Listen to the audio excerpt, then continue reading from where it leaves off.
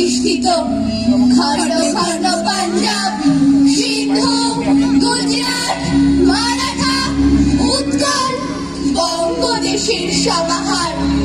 উত্থান পতনের ভাঙাচোরা বাঁধ দিয়ে হেঁটে চলেছে প্রতিটি স্বাধীন রাজ্য।